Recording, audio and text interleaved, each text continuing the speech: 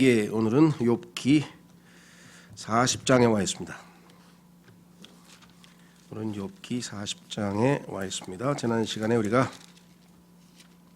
39장을 통해서 하나님의 돌보심, 만물을 특히 모든 창조물들을 돌보고 계시는 하나님, 주관하시는 하나님.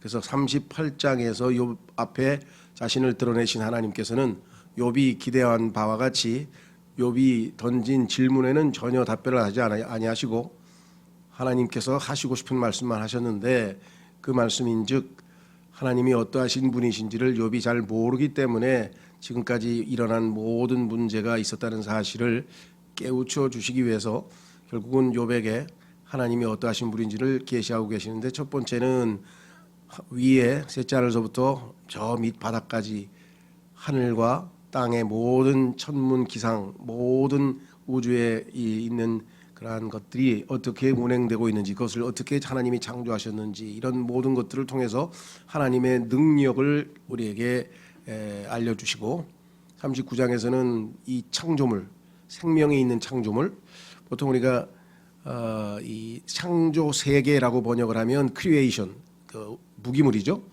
창조물 하면은 생명체가 있는 것, 그래서 creature라고 번역하는데, creature라고 영어로 얘기하는데, 이 두 가지, 그러니까 두 번째는 creature에 대한 얘기를 했어요. 39장에서는 그래서 새끼를 누가 어떻게 낳고 하면서 하여간 6 짐승과 5 새들의 새이죠, 날아다니는 새들의 특징을 언급하면서 참 우리가 생각할 때는 이런 것까지 하나님께서 주관하시는구나 싶을 정도의 자세한 디테일한 얘기를 하셨어요. 그것은 하나님이 어떠하신 분인지를 욥에게 알려주어서 욥의 그 알량한 의로움을 가지고 하나님을 함부로 판단한다는 것은 어불성설이다라고 하는 사실을 깨우쳐 주시기 위함이었죠.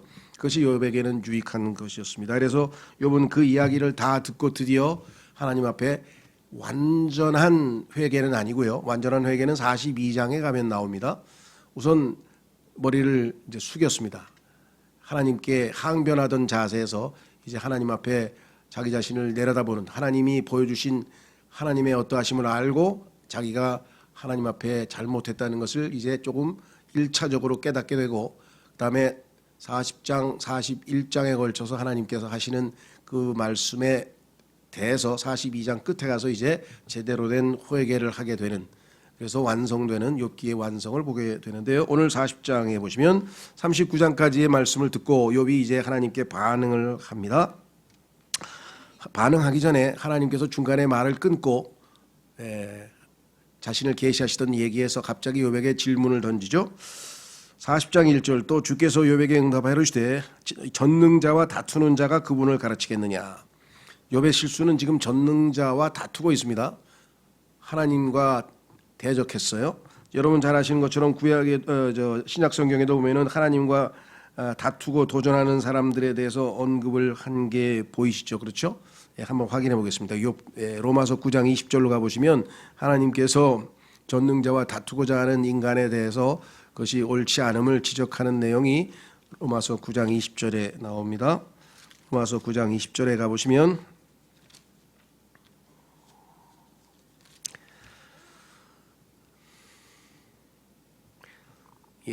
이렇게 나와 있죠.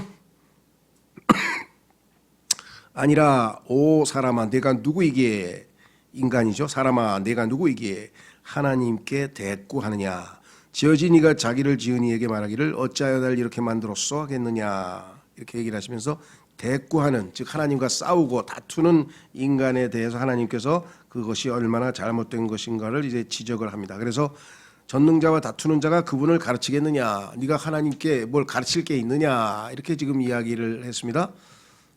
전혀 있을 수가 없죠. 왜? 지금 45개의 질문을 하나님이 하셨는데 38, 39장에서 욥은 단 하나도 입도 뻥끗할 수 없는 질문들이었어요.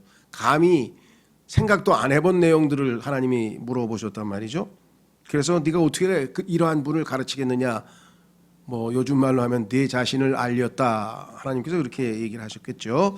하나님을 책망하는 자는 그것에 대답할지니라 하시니라. 실제로 성경에 보면요, 욥이 하나님을 책망하는 부분이 여러 번에 걸쳐서 나온 적이 앞부분에서 있었습니다. 그렇죠.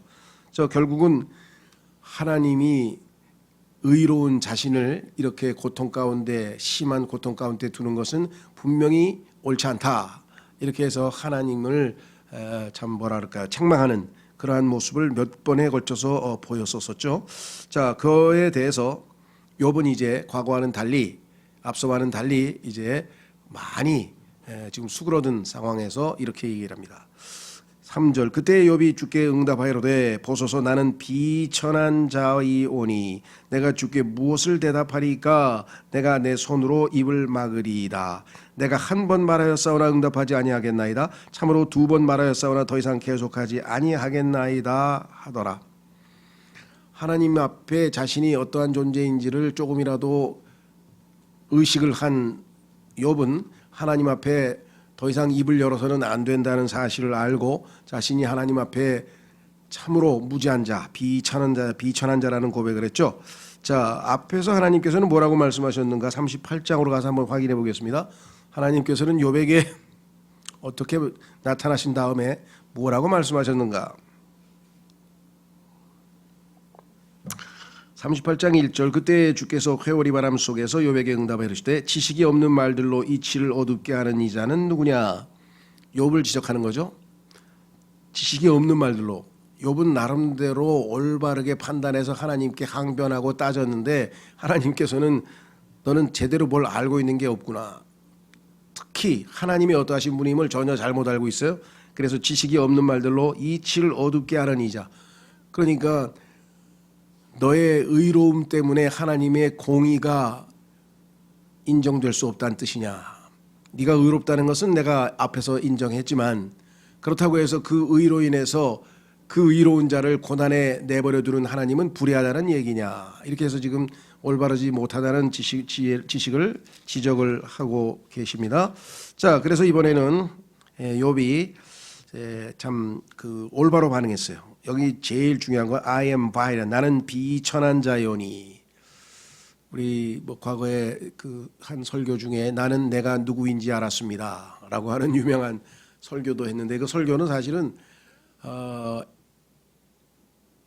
닐이 아니고 닐 앤더슨, 닐 앤더슨이라고 하는 그 기독교 아마 목사인 것 같아요. 하여간 작가가 쓴 책 중에 책 제목이 나는 내가 누구인지 알았습니다라는 책이 있어요. 그 책은 이제 그리스도인이 어떤 존재였다가 하나님 앞에서 예수 그리스도를 통해서 어떠한 존재가 되었는지 그거를 이제 드디어 깨달았다라고 하는 일종의 뭐 참 건전한 우리의 정체성, 하나님 앞에서 우리가 과거에 어떤 자였다가 지금 예수 그리스도를 통해서 어떤 자가 되었는지를 가르쳐주는 아주 좋은 책 중에 하나인데요. 그 책에서 이제 그런 이야기를 합니다. 그렇죠? 나는 내가 누구인지 알았습니다. 욥은 지금 하나님 앞에서 자기 의를 내세워서 특히 욥기 31장에서 자기가 하나님 앞에서 이렇게 의로운 자인 것처럼 자신을 드러냈는데 그것이 얼마나 부끄러운 일인지 수치스러운 일인지 참으로 하나님 앞에 잘못했다는 것을 알게 됐죠. 자신을 드러냈죠. 자신의 그 뭐라 그럴까요? 인간의 의가 하나님 앞에 얼마나 더러운 것인가를 드디어 욥이 깨닫는 순간이죠. 이사야서 64장으로 한번 가보겠습니다.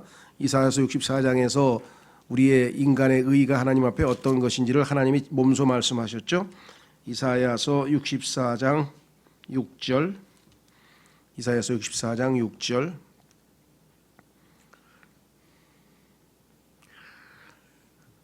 그러나 우리는 다 부정한 물건 같고 우리의 모든 의는 더러운 누더기 같으며 우리는 다 잎사귀같이 시들므로 우리의 불법들이 바람같이 우리를 몰아갔나이다. 인간, 그렇죠? 우리의 모든 의가 더러운 누더기 같다. 드디어 욥도 자기의 의가 하나님의 거룩하심 앞에 누더기 같다는 사실을 드디어 알게 된 것입니다. 그래서 이제 비천하다 이렇게 고백을 했죠. 사도 바울도 비슷한 이야기를 했습니다. 빌립보서 3장 8절로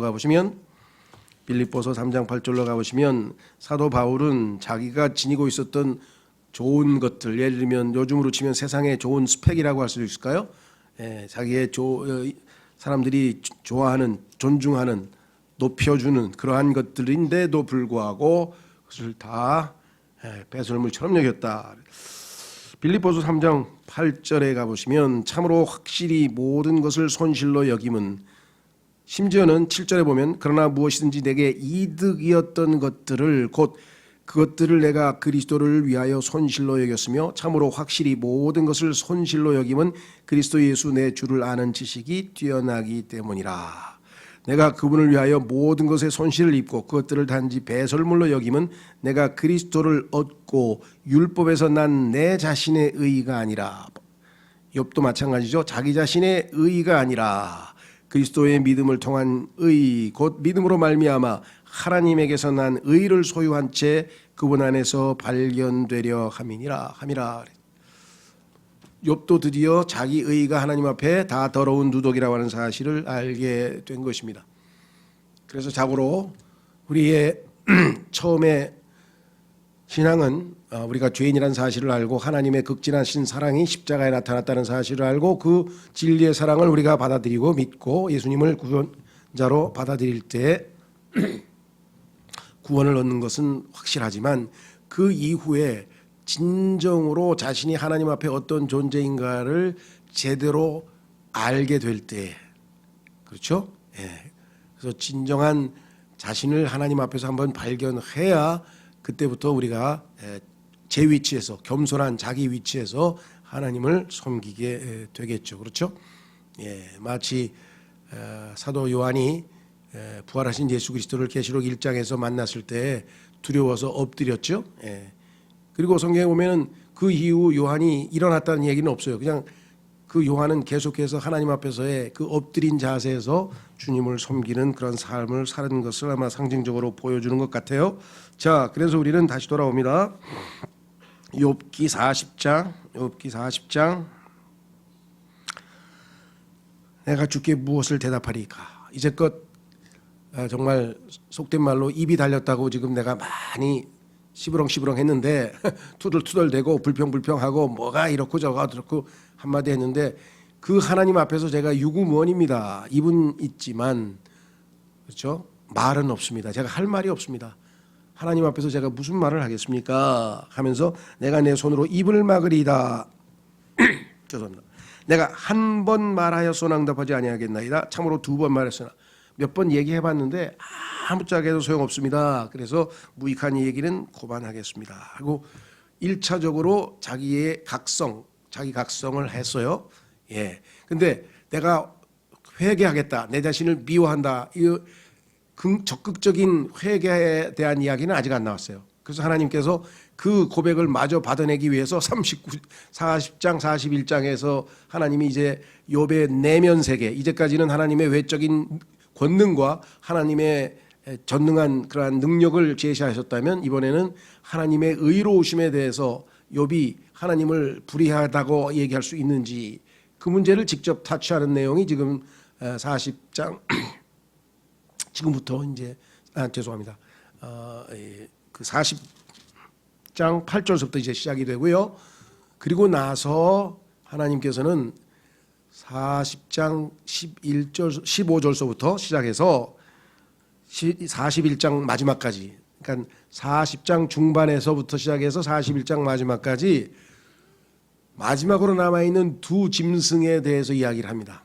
그런데 이 두 짐승은 이 지상에서 우리가 목격할 수 있는 물리적인 짐승이 아니라 초월적인 영적인 존재고 이것은 적그리스도와 사탄을 나타내는 그러한 두 짐승의 이야기를 하시는데 이 문제에 대해서 거의 모든 주석들이 뭐 정말 일부를 빼고는 다들 이것을 물리적인 짐승으로 오해를 해요. 그런데 읽어보면 전혀 물리적인 짐승이 될 수가 없어요.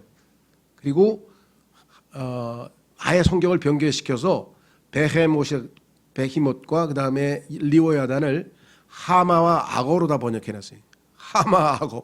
하나님께서 지금 하마, 악어 얘기할 그런 수준이 아니죠. 계제가 아니죠 지금. 온 천하의 모든 것들을 다 얘기하고 드디어 하나님의 최고의 걸작품, 짐승들을 복수를 나타내는 베헤못이라고 하는 계시록 13장에 나오는 그 배는 표범과 같고 입은 사자와 같고 몸은 곰과 같은 그런 짐승, 셋으로 된 짐승에 대해서 이야기하고 있고 그것은 다니엘서에도 나오죠. 또한 마지막 리오야단이라고 하는 구부러진 뱀, 옛 뱀, 용이라고 불리우는 그 영적인 존재에 대해서 마무리를 짓습니다. 네가 이런 것에 대해서 뭐 아는 거 있냐?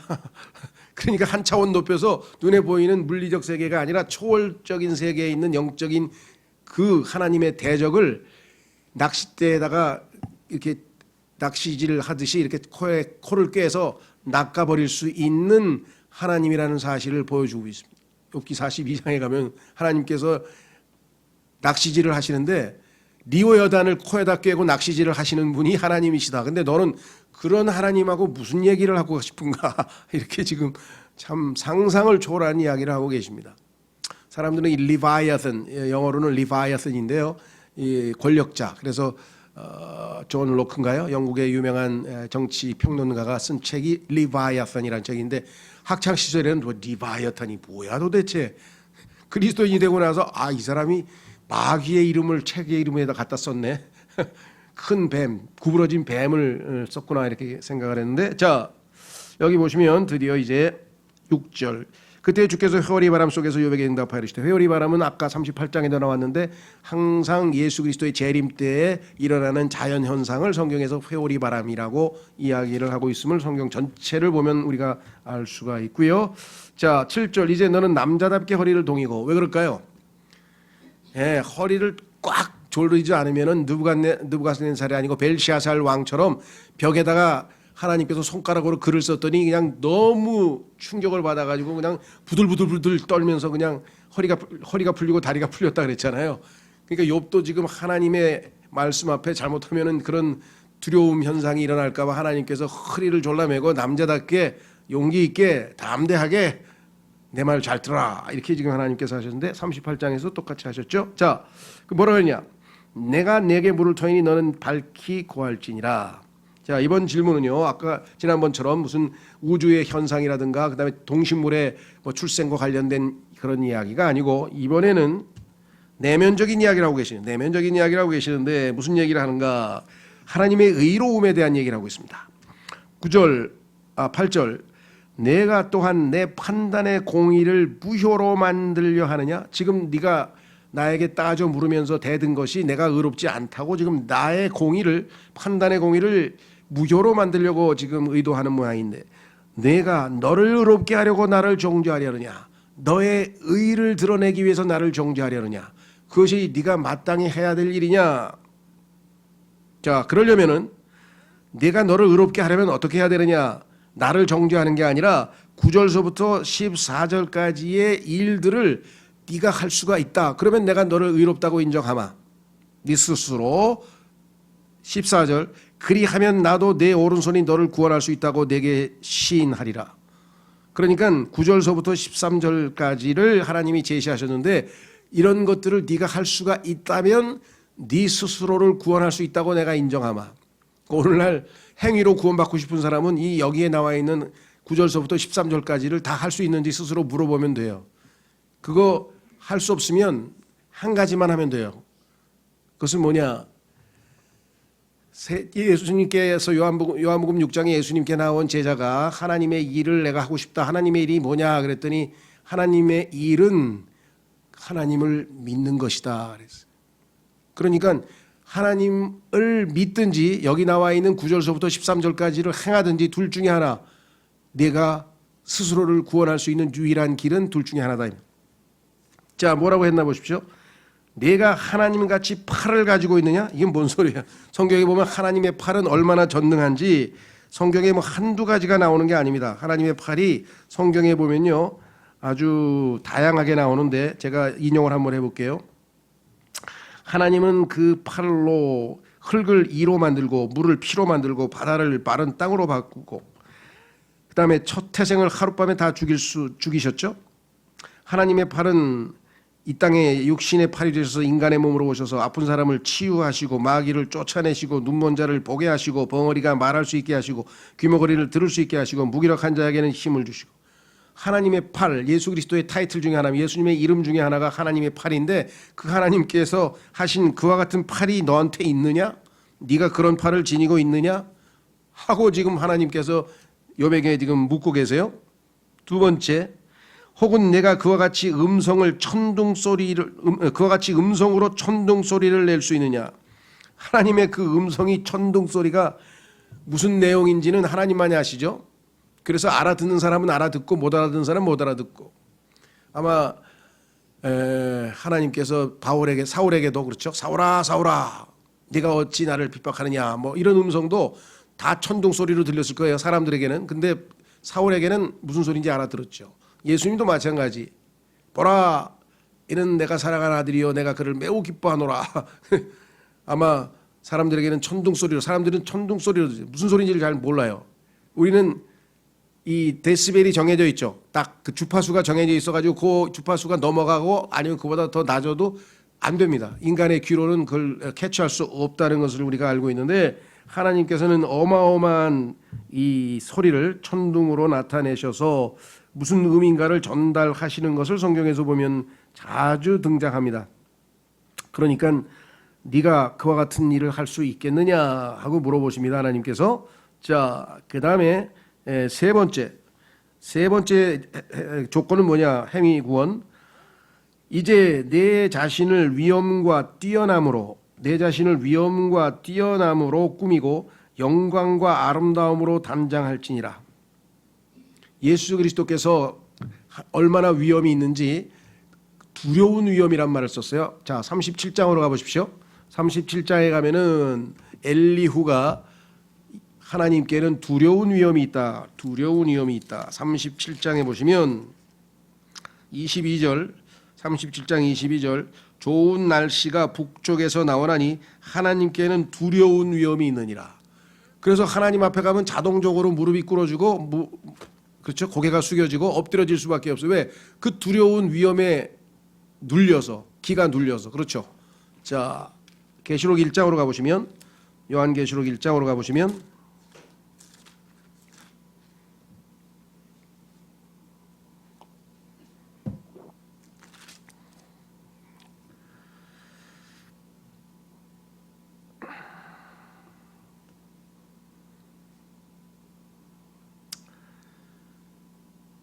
10절서부터 보시면, 요한계시록 1장 10절, 내가 주의 날에, 예수님이 부활하신 예수님이 나타나십니다.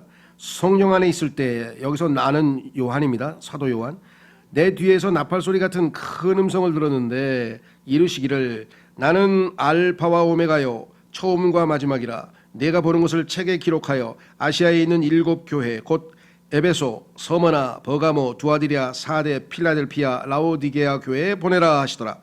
내가 돌아서서 나와 말씀하신 그 음성을 알아보려 하니라. 돌아설 때 내가 7 금 등잔대를 보았는데 그 7 등잔대의 한가운데 사람의 아들 같으신 분께서 발까지 내려온 옷을 입고 가슴에 금띠를 두르고 계시더라. 그분의 머리와 머리털은 양털같이 희고 눈같이 희며 그분의 두 눈은 불꽃 같고 그분의 두 발은 용광로에서 달군 듯한 정죄된 놋 같으며 그분의 음성은 많은 물들의 소리와도 같고 그분의 오른손에는 7 별이 있으며 그분의 입에서는 양날 달린 날카로운 검이 나오고 그분의 용모는 해가 세차게 빛나는 것 같더라. 내가 그분을 볼 때, 이런 분을 보면 어떻게 되겠습니까? 이 두려운 위험 앞에 어떻게 되겠어요? 죽은 것 같이 그분의 발 앞에 쓰러지니 그분께서 오른손을 내 위에 얹으시며 내게 이르시되 두려워하지 말라. 나는 처음이요 마지막이니 나는 살아있는 자라. 전에 죽었으나 보라 내가 영원 무궁토록 살아있노라. 아멘. 내가 지옥과 사망의 열쇠들을 가지고 있노라. 그러니까 하나님 예수 그리스도를 직접 만나면 그 두려운 위험 앞에 다, 사람들이 너를 만나면 다 나를 만날 때처럼 꼬꾸라져서 엎드려 지더냐? 하나님이 물어보시는 거예요, 욥에게. 10절, 이제 다시 욥기 40장 10절, 이제 내 자신을 위엄과 뛰어남으로. 그리고 뛰어남도 여기 뭐 설명을 하려면 길겠죠. 이 세상에 하나님보다 솜씨가 뛰어난 분이 어디 있습니까? 그렇죠. 네. 이 자연 만물을 설계하신 것부터 시작해서 정말 봄, 여름, 가을, 겨울 이 모든 계절을 변화도 주관하시고, 그렇죠? 하늘의 그 가을의 그 뭐라 그럴까요? 이 맑은 하늘, 또 아름다운 구름, 눈송이, 뭐 셀 수도 없잖아요. 하나님의 그 뛰어남, 엑셀런시, 그 뛰어남을 어디다가 누구랑 비교하겠습니까? 그렇죠? 그 다음에 영광, 성경에 보면은요, 하나님의 영광이 나타날 때는 반드시 빛이 쫙 내려 비치는데 여러분이 지나갈 때마다 앞이 쫙 그냥 환하게 비치던가요? 예수님께서 변형산에서 변화되니까 뭐예요? 그냥 빛이 쫙 햇빛보다 더 강한 빛이 내리쬐잖아요. 아름다움으로 단장할지니라. 아름다움. 사람들이 여러분을 보고 여러분의 아름다움 앞에서 그냥 감탄하고 입을 쩍 벌리던가요? 너한테 그러더냐? 여봐. 물어보시는 거야, 하나님께서. 11절. 너희 격한 분노를 내버리고 교만한 모든 자를 눈여겨보며 그를 낮추되 교만한 모든 자를 살펴보고 그를 낮게 만들며 사악한 자들을 그들의 처소에서 짓밟을지니라. 네가 이 세상에서 교만하고 사악하고 악한 나쁜 자들을 싹 낮추고 그들을 짓밟아서 완전히 그렇게 심판할 능력이 내게 있느냐? 그렇지 않고서야 네가 의롭다고 어디서 감히 그런 얘기를 하느냐? 네가 나처럼 그렇게 할 수 있느냐? 나는 마지막에 그렇게 할 건데. 그들을 다 같이 흙 속에 감추고 은밀한 가운데 그들의 얼굴을 싸맬지니라. 다 아주 매장시켜버리다. 그런 자들을 싹 다 매장시켜버릴 수 있는 능력이 내게 있느냐. 14절. 그리하면 네가 그렇게 할 수 있을진데 인정해 주마. 내가 인정해 주마. 나도 내 오른손이 너를 구원할 수 있다고 내게 시인하리라. 신기하죠? 스스로 인간이 구원할 수 있다면, 행위 구원을 그렇게 원한다면 이렇게 해보라 이 말이에요. 하나님 앞에서 이렇게 하면 하나님이 인정해 주시겠다. 아니면 하나님의 일, 뭐예요? 예수님이 말씀하신 하나님을 믿으라 이거죠. 하나님을 믿으라. 그것이 하나님의 일이, 하나님이 우리를 위해서 하시는 일인데, 그 하나님을 믿게 되면 우리가 하나님 앞에 의롭다고 인정받게 될 터인데, 욥은 자신의 의, 그 더러운 누더기 같은 의를 끝까지 붙들고 내가 이렇게 살았습니다. 나는 이렇게 의롭습니다.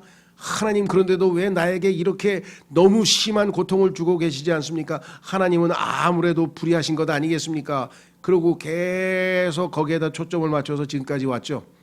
관점이 확 바뀌었죠. 하나님 앞에 다 저는 의로운 사람이 아니고 이제 뭐 vile, 아주 추한, 누추한, 비천한 사람입니다 하고 자신을 드디어 알게 됐죠. 그래서 하나님께서는 욥의 인간적인 자기의, 인간의 의가 얼마나 합당치 아니한가를 여기에서 만천하에 드러내 보여주셨습니다.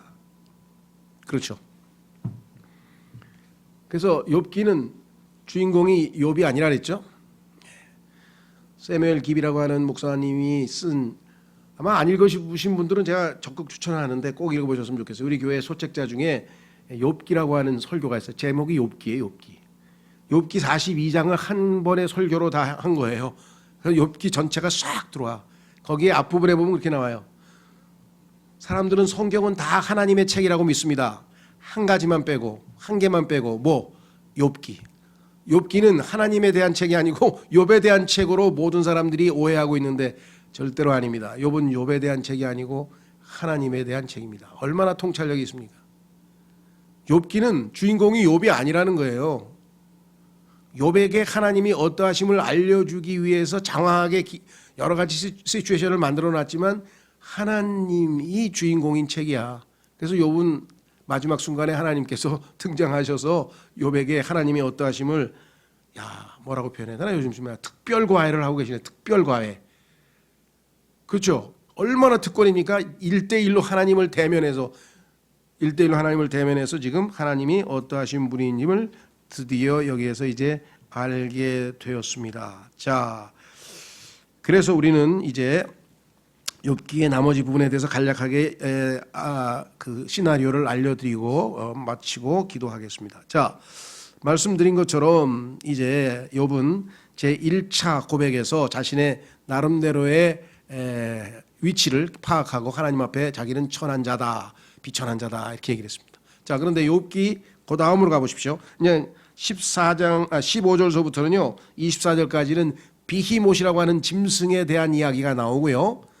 그 다음에 41절서부터는 리워야단이라고 하는 자에 대한 이야기가 41장 끝까지 나와요. 그러니까 이제 다 하나님께서 모든 창조 세계와 모든 창조물을 언급하시면서 자신을 드러내셨는데 계시하셨는데 이제 이 두 가지 하나님의 최고 걸작품이에요. 이게 어느 정도 걸작품인지 아세요?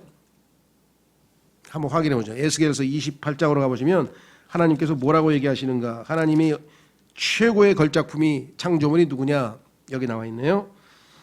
에스겔서 28장 에스겔서 28장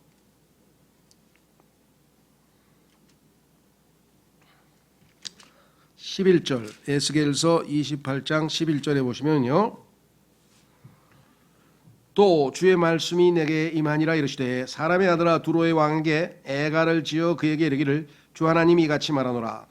너는 여기 나와 있는 두로의 왕은 사탄 루시퍼를 얘기하고 있죠. 왜냐하면 실제적으로 역사적으로 이러한 왕이 존재하지 않았고 그가 예표하고 있는 사탄을 나타내는데 너는 지혜가 충만하며 지혜가 충만한 존재로 창조됐어요. 그 다음에 아름다움이 완전하여 모든 것을 봉인하는 자로다. 다 합친 것, 모든 아름다움을 합친 자가 바로 이 자라고 성경에서 이야기를 한 걸 보면 그 다음에 15절부터 내가 창조된 날부터 내가 내 길들에서 완전하였는데 마침내 내 안에서 불법이 발견되었도다. 그래서 죄를 지은 그 마귀의 모습이 나와 있고요. 17절 내 아름다움으로 인하여 내 마음이 높아졌으며 하나님이 주신 선물인데 그 아름다움이 자기 아름다움에 도취된 사람 누구였습니까? 자기 아름다움에 도취돼 가지고 우물 속에 샘물 속에 뿡 빠진 사람 나르시스죠. 그리스 신화에 나오는 나르시스. 우물가에 갔더니 오 이렇게 아름다운 사람이 하고 이렇게 잡으려고 그러는데 사실은 자기 얼굴이 비친 건데 그것도 모르고. 욥도 마귀도 속성이 똑같아요. 뭐 자기 안을 들여다보는 거야. 이걸 철학에서는 인트로스펙션이라는데요. 자꾸 자기를 들여다봐. 그럼 객관성이 상실되죠. 하나님하고 비교하면 뭐예요? 나는 아이고 나는 비천한 자입니다 하고 그냥 납작 엎드리는데 자기를 보니까 뭐 왜 이렇게 멋있는 거야. 인품도 훌륭하고 막 능력도 출중하고 막 노래도 잘하고 막 뭐 없는 게 없어 그냥 의롭고 막 이렇게 된 거죠. 스스로를 들여다보면 어떻게 되는가. 객관성을 상실하고 자기 도취에 자아 도취에 빠지게 되는 거죠. 그런 사람들이 우리나라에 너무 많아요. 특히 정치하는 사람 중에서. 이 얘기는 더 길게 하면 안 되니까. 자, 죄송해요. 자, 그 다음에 중요한 건 뭐냐? 42장 요거만 읽고 이제 마치겠습니다. 다음 시간에 이제 베헤못하고 리워야단 할 것이고요. 42장에 가면은 베헤못과 리워야단을 설명했는데 이건 뭐 어디서 들어볼 수도 없는 어마어마한 이야기를 한 거야. 하나님이 지으신 최고 걸작품을 특성을 쫙 설명을 하니 어디서 들어본 적이 없는 거야. 이거는 그렇죠. 그러니까 뭐 어안이 벙벙했겠죠. 그 순간 뭐예요? 야, 내가 무지해도 너무 무지하고 아무것도 모르는 놈이 하나님 앞에 너무 내가 나대고 너무나 건방졌구나. 그래서 어떻게 해요? 42장 1절 그때 욥이 주께 응답하여 이르되 주께서는 모든 것을 하실 수 있사오며 이게 욥이 드디어 진리를 깨달은 거예요. 아까는 무지하게 행동했는데 주께서는 모든 것을 하실 수 있어. 그 중에 하나가 뭐예요? 나같이 의로운 인간도 심한 고통 속에 내버려 두실 수도 있습니다. 그래도 하나님의 의에는 아무런 손상이 없습니다. 그래도 하나님은 여전히 의로우시고 거룩하십니다. 하나님은 무엇이든지 하실 수 있습니다. 그것이 다 옳은 일입니다. 그것이 다 거룩한 일입니다. 그것이 다 아름다운 일입니다. 인정합니다. 이렇게 된 거예요. 생각해 보셨어요? 조금 전에 뭐라 했어요? 하나님 나한테 왜 그러는 거예요? 이게 지금 욥이 불평이었어요. 여러분 어떠세요? 여러분에게 일어난 일에 대해서 하나님 나한테 왜 그러는 거예요? 왜 이렇습니까? 어찌하여 왜 어찌하여 밤낮 시편 기자들도 그 얘기하잖아요. 그건 지금 하나님이 어떠신지를 몰라서요. 근데 욥은 드디어 어마어마한 깨달음에 도달했어. 주께서는 모든 것을 하실 수 있사오며 전능하다는 얘기가 아니라 무슨 일을 다 하셔도 항상 올바르고 항상 거룩하고 항상 아름답고 항상 선하시고 주님은 항상 그러신 분입니다. 무슨 일을 하셔도 됩니다. 어떤 생각도 주께 숨길 수 없음을 내가 아오니. 욥이 자기가 생각하고 있는 게 다 들통이 났죠. 무슨 생각을 해도 다 아시는 분입니다. 그렇죠. 요것도 하나 찾고 가죠. 역대기상 28장 9절. 역대기상 28장 9절에 보면 하나님께서 스스로에 대해서 뭐라고 얘기하는가 보세요. 히브리서 4장에도 나오죠. 하나님 앞에서는 뭐 숨길 게 없습니다. 역대기상 28장 9절. 역대기상 28장 9절. 내 아들 솔로몬아, 너는 내 아버지의 하나님을 알고 완전한 마음과 자원하는 생각으로 그분을 섬길지어다. 주께서 모든 마음을 살피시고 생각으로 상상하는 모든 것을 아시나니 내가 만일 그분을 찾으면 만날 것이로되 내가 만일 그분을 버리면 그분께서 너를 영원히 버리시리라. 잠언에도 그랬죠. 아들아, 내 마음을 내게 다오. 하나님께서 원하시는 것은 우리의 마음을 달라고 말씀하시는 거죠. 자, 욥기 다시 돌아와서 마무리 짓겠습니다. 욥기 42장 뭐라고 했습니까?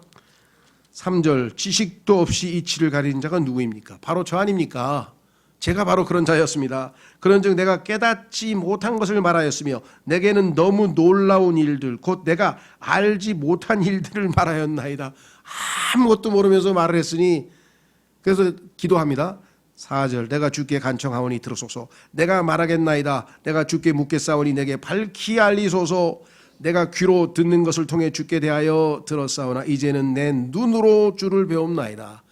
우리도 마찬가지입니다. 지금 여기서 하나님의 예수님의 말씀을 우리가 귀로만 듣지만요, 예수님을 직접 눈으로 볼 날이, 얼굴과 얼굴을 맞대고 볼 날이 올 거라고 고린도전서 13장에 말씀했죠. 그래서 뭐예요? 이렇게 되면 6절 고백은 자동적으로 나오게 됩니다. 그러므로 내가 내 자신을 몹시 싫어하고 하나님께 감히 하나님을 원망하고 하나님께 다투고 하나님과 다투고 하나님을 대적한 내가 얼마나 미운지 내 자신을 몹시 싫어하고 티끌과 재 속에서 회개하나이다 하니라. 아까 40장보다 훨씬 진전된 깨달음이 왔죠? 예. 하나님께서는요 참 놀라우신 분이에요. 이 고백을 듣고 싶으셔서 욥에게 일어난 모든 불행을 허락하신 분이에요. 하나님이 일으키셨다는 게 아니라 냅뒀어요. 왜? 결국은 마지막에 이 고백을 하게 될 것을 아시기 때문에, 그 과정을 거쳐야 이 고백을 할 것을 알았기 때문에 하나님 내버려 두시는 거예요. 원망스럽지만. 그렇죠. 내버려 두시고 하나님이 안 도와주시면 얼마나 원망스럽겠어요. 그런 사람들이 어디 한둘입니까 이 세상에서? 지금도 그냥 수없이 많은 사람들이 엎드려서 어찌하여 남편을 데려가셨습니까? 어찌하여 하고 뭐 어찌하여 지금 뭐 사방 곡성이 지금 막 하나님에게 올라갈 거예요. 지금 전 세계에 얼마나 많은 사람이 기도하겠어요. 이후 알 수 없는 불행을 당해서 얼마나 많은 사람들이 외치겠어요. 그렇죠? 하나님께서는 욥기 42장 1절서부터 6절까지 잘 듣고 기다려라 그러실 것 같아요. 그죠? 예, 욥기를 읽으면서 욥의 인내, 욥이 가지고 있던 인내뿐만 아니라 하나님께서 욥을 인내케 하셔서 이 고백이 나올 때까지 하나님도 인내하신 거 아니겠습니까? 예. 자, 그래서 다음 시간에 이제 우리는 이제 결론은 뭐 7절서부터 이제 행복한 해피엔딩은 우리가 또 마지막에 하되, 비히못과 리워야단이라고 하는 하나님의 걸작품에 대해서 우리 다음 시간에 좀 살펴보도록 하겠습니다. 오늘 들려주시는 말씀을 통해서 하나님, 제가 진정으로 하나님 앞에 내가 비천한 자입니다. 참으로 제가 입을 더 이상 열지 않고 하나님 앞에 참으로 겸손히 엎드려 있겠습니다. 그런 고백이 우리의 삶에서 나올 수 있도록 도와주십시오. 기도하겠습니다.